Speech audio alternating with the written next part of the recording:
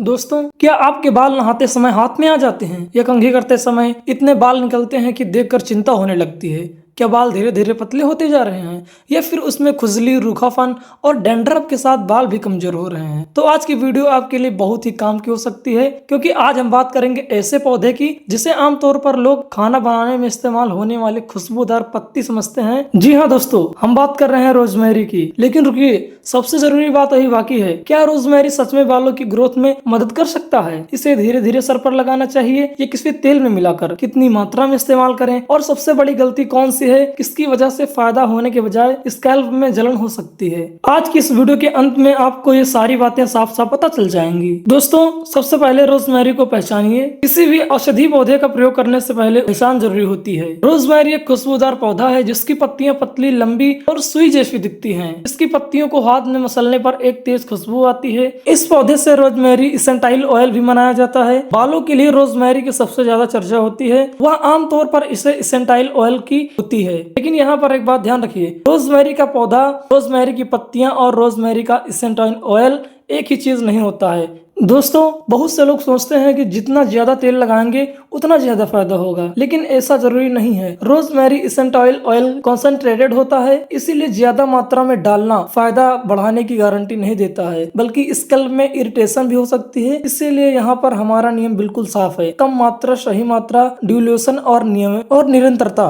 दोस्तों, इसे स्कैल्प पर कैसे लगाएं? सबसे पहले बालों और स्कैल्प को सामान्य तरीके से रखें और फिर डिल्यूटेड ऑयल की थोड़ी मात्रा फिंगर टिप्स से स्कैल्प पर लगाएं। बहुत जोर से रगड़ने की जरूरत नहीं है, हल्के हाथों से मसाज करें। लगभग कुछ मिनट का हल्का मसाज पर्याप्त है। ध्यान रहे, नाखूनों से स्कैल्प को खुरचना नहीं है, क्योंकि स्कैल्प पहले से इरिटेटेड है तो जोर से रगड़ना समस्या बढ़ा सकता है। इसके बाद इसे आपके प्रोडक्ट इंस्ट्रक्शन के अनुसार रखा और फिर धोया जा सकता है। एक और सवाल, हफ्ते में कितनी बार? यहाँ भी ज्यादा करने की जरूरत नहीं है। आप नियमित रूटीन बना सकते हैं, लेकिन अगर स्कैल्प ऑयली है और डैंड्रफ ज्यादा है या इरिटेशन होती है तो फ्रीक्वेंसी कम करनी पड़ सकती है। सबसे पहली चीज है कि अगर आपका स्कैल्प इसे टोलरेट कर रहा है या नहीं, क्योंकि हर व्यक्ति का स्कैल्प अलग होता है। अगर कोई आपको कहे 7 दिन में बाल उगा दूंगा, 15 दिन में गंजापन खत्म हो जाएगा, 1 महीने में डबल हेयर ग्रोथ हो जाएगी, तो ऐसी बातों से सावधान रहिए। बालों की ग्रोथ एक धीमी बायोलॉजिकल प्रोसेस है, इसीलिए रोजमेरी इस्तेमाल करते समय धैर्य रखें और कुछ दिन लगातार तुरंत रिजल्ट नहीं मिलने पर इसे बेकार मान लेना सही नहीं है। और दूसरी तरफ महीनों तक इसे इस्तेमाल करके भी अगर बाल तेजी से झड़ रहे हैं तो सिर्फ तेल के भरोसे रहना भी सही नहीं है। अब हम बात करते हैं डैंड्रफ और खुजली की। यह बात बहुत जरूरी है। अगर आपके सिर में लगातार डैंड्रफ है, बहुत खुजली होती है, लालपन, घाव है या स्कैल्प में जलन रहती है, तो सिर्फ रोजमेरी ऑयल लगाते रहना समाधान नहीं है, क्योंकि बाल झड़ने का कारण स्कैल्प की कोई दूसरी समस्या भी हो सकती है। और अगर अचानक बहुत ज्यादा तेज बाल झड़ने लगे हो तो